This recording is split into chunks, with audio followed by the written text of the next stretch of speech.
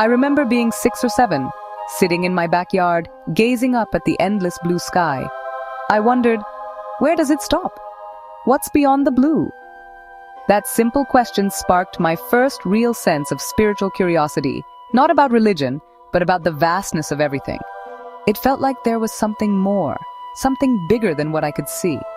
That feeling stayed with me, a seed planted in my mind. As I grew, the question evolved. Who made all this? Why are we here? I saw order and beauty in nature, a sense of design that felt too intentional to be random. This wasn't something I learned in school. It was a personal observation. That curiosity was the beginning of my search for God, starting not in a temple, but in the wonder of the natural world. We're all born with this sense of wonder, always asking why.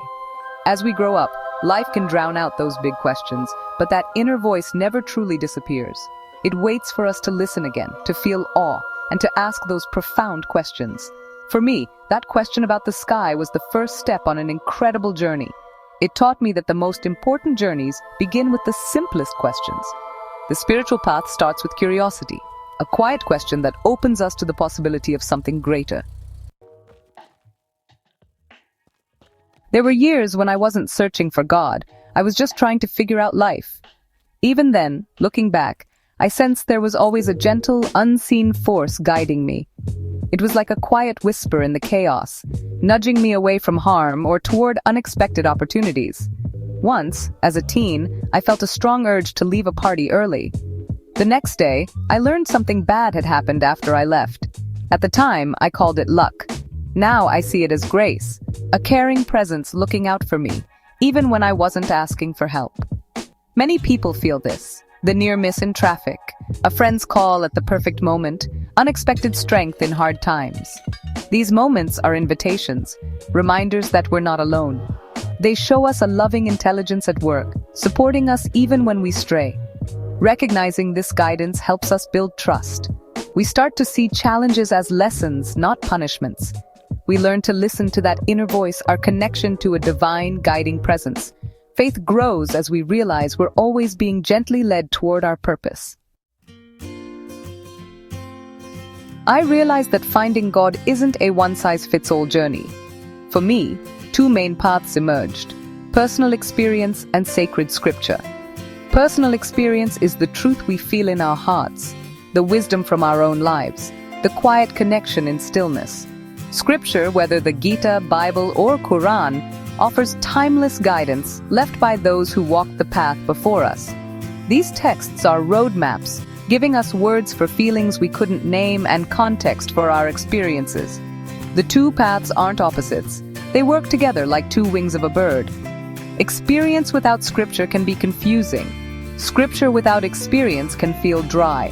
Scripture helps us make sense of our experiences, while experience brings scripture to life. When we feel a guiding presence, a verse about protection becomes real. When we experience love, teachings on divine love resonate deeply. Our lives become the laboratory where spiritual truths are tested and proven. This integration makes our faith unshakable. We discover that both experience and scripture are essential on the journey. The real transformation happens when we weave these two paths together. Using wisdom from scripture to understand our experiences, and vice versa, creates a cycle of growth. Life stops feeling random. It becomes a curriculum for our soul's evolution. Every challenge is a test, every joy a confirmation, every person a teacher. I began reflecting daily, connecting my experiences to spiritual teachings. A difficult conversation became a lesson in compassion, a peaceful walk, a reminder of God's presence in nature. This practice turned daily life into continuous spiritual learning. We don't just read about virtues like patience or service, we live them. When we act on these teachings, we discover inner strength and joy. It's not always easy.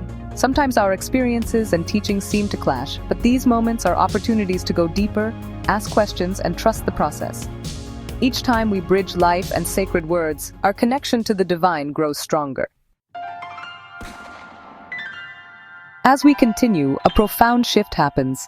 The separation between ourselves, God, and the world dissolves. The teachings we once read become the fabric of our being. We don't just practice compassion, we become compassion. We don't just seek peace, we become a source of peace. This is the goal of the spiritual journey, unity. We realize the same divine spark exists in everyone and everything. The love we feel for God becomes love for all creation. Divisions fade. We see we're all connected in one divine tapestry. Living from this unity, our purpose is clear: to love, to serve, to recognize the divine in others. Meaning is found in every moment of connection and kindness. The spiritual journey is a return to our true nature, one with the divine. By integrating experience and scripture, we peel back the layers that keep us feeling separate. We discover the God we sought was within us all along, patiently waiting for us to see.